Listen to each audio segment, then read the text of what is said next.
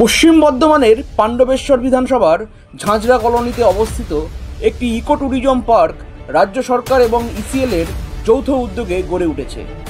কিন্তু সেখানে কোথাও দূর দূর পর্যন্ত আমাদের রাজ্যের ভাষা অর্থাৎ বাংলা লেখা নেই।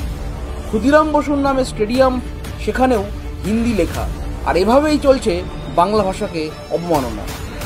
কেন্দ্র সরকারের সংস্থা ইসিএল এর জোরপূর্বক বাঙালির উপর হিন্দি চাপিয়ে দেওয়ার যে মানসিকতা, তার প্রতিবাদে কয়লা মন্ত্রী কিষাণ রেড্ডিকে প্ল্যাকার্ড দেখিয়ে প্রতিবাদ জানালো বাংলাপক্ষ পাণ্ডবেশ্বর বিধানসভার সদস্যরা।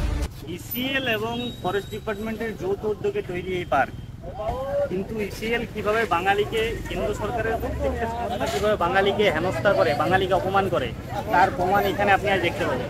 এখানে একটা লাইনে যদি আপনি আমাকে বাংলা দেখাতে পারেন, পশ্চিমবঙ্গের মাটিতে তৈরি পার্ক একটাও যদি আপনি আমাকে বাংলা দেখাতে পারেন, তাহলে বলবো আপনাদেরকে এইটা হচ্ছে পশ্চিমবঙ্গের অবস্থা। এরা জোর আমাদের উপর চাপাচ্ছে।